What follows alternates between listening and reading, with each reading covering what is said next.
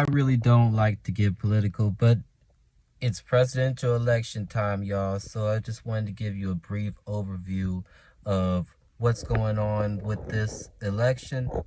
2023 date, February 25th. Everybody make sure you got everything lined up and get out there early. It's going to be a long line. Everybody, please make sure you do that. So we got these three presidential candidates, Bola Tinubu, Atiku Abubakar, and Peter Obi. I'm not going to do any of this extra stuff that everybody else has been doing about the whole national opinion and everything. I'm just going to do it straight from the Ekiti perspective. You know, we got to start local. Local politics is what should run it. So this is what we're going to do is we're just going to talk about it from the local perspective, what it means for Ekiti State, each candidate. So we have Peter Obi. He is a businessman, governor of Anambra State, a former governor of Anambra State, several cycles ago. Last presidential election, he ran with the other opponent, Atiku. So he's running on a lot of excitement. That's good. However, I haven't really seen his presence in Ekiti like that. He hasn't made an effort to come to Ekiti until this presidential campaign began. And that's one thing that we try to stay away from. As far as Ekiti people are concerned, we don't really like that situation when the first time we see you is when you're running for president. You need to be there present, okay? So that's one. We have Atiku. Atiku was there last time running for president, so he made a trip to Ekiti State 4 years ago. Again, that's another thing. You can't just show up when it's time for running for president. So that's an issue, right? We're not even talking about doing nonprofit things like that or, showing up for the first day of school or the kickoff of the football season or anything like that. We're talking about the base through which Ekiti is governed, showing up for those people. So when we had the gubernatorial election, that's the governors trying to get elected, right? Atiku and Obi, who represent different parties, right? Atiku is PDP. Obi is Labor Party. Previously, he was PDP. Don't ask about this. There's a lot of party shifting that happens in Nigerian politics. You'll figure that out in a minute. So Peter Obi did not campaign in many states at all for his governors, for his governor candidates. It was kind of an issue for a lot of people who were leaning towards making a shift from APC or PDP to Labor Party, which isn't a new party at all.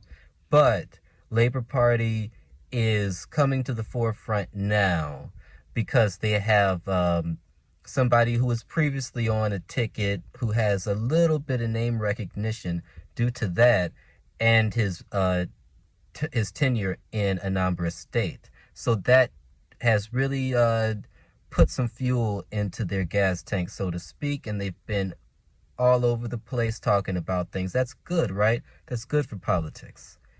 However, it didn't really translate to us feeling like that we were being included in this process. There was no activity down on the grassroots. People from Ekiti who were trying to support this thing, trying to support a Labor Party ticket, not just, personality politics, which is very dangerous. Personality politics is dangerous.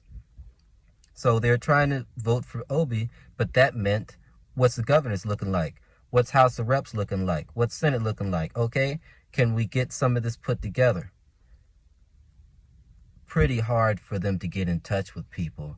There was no grassroots organization on the ground.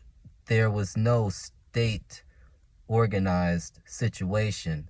There's 36 states. most of those states weren't able to have the support of their presidential candidate when it came time for running. He was out of the country, he was doing something else. I think he was in Egypt learning about power generation. However, that's aside.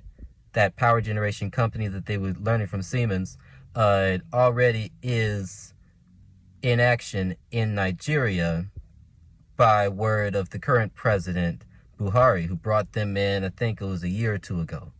They have a headquarters here in Nigeria. So that was kind of a fumbled opportunity there for the Obi campaign to really sink its teeth into Ekiti so that we would feel like this could be a candidate for us. So that's one thing. Atiku, haven't seen him out there campaigning for his guys either like that. That was kind of a missed opportunity.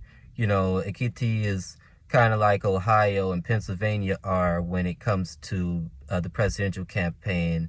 The numbers don't really matter, but it's about the precedent that it sets for the rest of the country. They're trendsetters. They don't follow other people. So you're not just going to win one other state and now they're going to agree.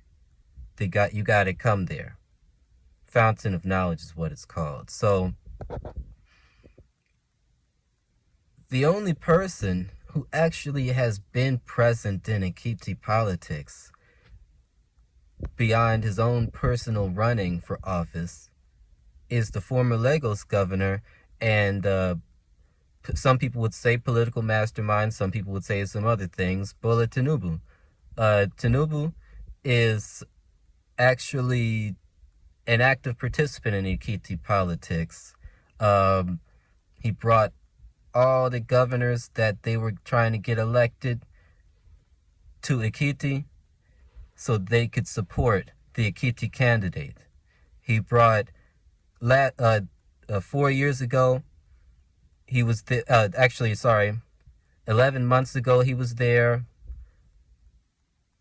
kicking off a campaign for some local reps, some potential senators.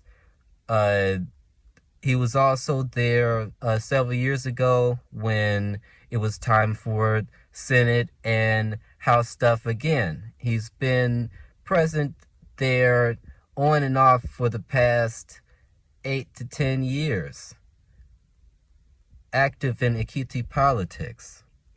And so that's one of the things that makes me feel comfortable. You need to think about these things from a calculating perspective.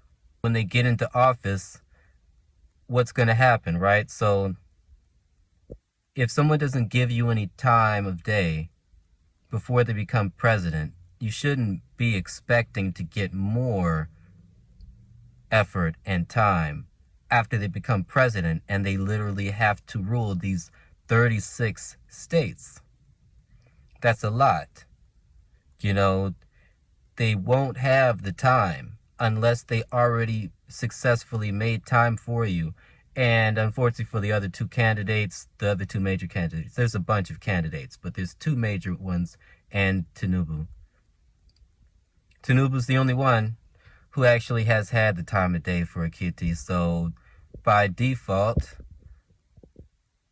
I believe that Ekiti is going to go to Tinubu. His victory in the general elections. Anybody disagree, agree? For this coming election, leave it in the chat. Leave it in the chat. Now, you know, that's important. We need to express ourselves. Despite the fact we are on break, on Friday we won a tribunal election and by special grace of God we are coming back. But before then, we are going to show them that we are on ground in Osun State. The presidential election coming on the 25th. I know by God's grace that Asiwaju Bola Ahmed Tinubu is winning the race. He is very competent. He has done this very well. He performed credibly in Lagos. From what you've seen, you can see people gathered here. I can assure you that come February 25th in the year 2023, Asiwaju Bola Ahmed Tinubu is going to become the president of the Federal Republic of Nigeria. I'm convinced with this mobilization.